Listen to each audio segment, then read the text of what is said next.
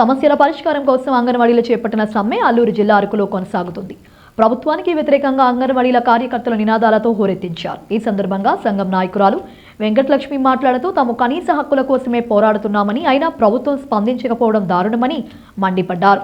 ప్రభుత్వం దిగిరాకపోతే ఉద్యమాన్ని మరింత ఉధృతం చేస్తామని హెచ్చరించారు. మా సమస్యల పరిష్కారం కోసం మేము ఈరోజు ధర్నా చేస్తాము. 6వ రోజున చేరుకున్నది. అయినా సరే ప్రభుత్వం నుంచి స్పందన లేదు.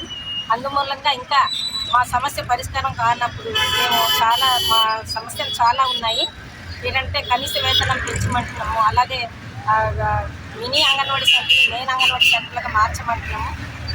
అలాగే వాళ్ళకు కూడా మెయిన్ అంగన్వాడీ సెంటర్ అలాగే జీతాలు కూడా సమానంగా ఇవ్వమని కోరుకుంటున్నాము.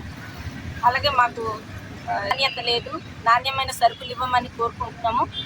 ఇంకా చాలా సమస్యలు ఉన్నాయి. ఈ సమస్యలన్నీ పరిష్కారం అవ్వాలంటే మేము తప్పనిసరిగా ఈ సమ్మెలో కూర్చున్నాము. అలాగే ఇంకా ఈ 6వ రోజు చేరినా సరే కనీసం ప్రభుత్వము ఏ చలనం లేకుండా ఉంది కనుక ఇంకా ఈ సమ్మె ఇంకా ఉధృతం చేయాలని మేము అంగన్వాడీ టీచర్లు, ఆయాలు, మినీ వర్కర్లు కూడా అనుకుంటున్నాం.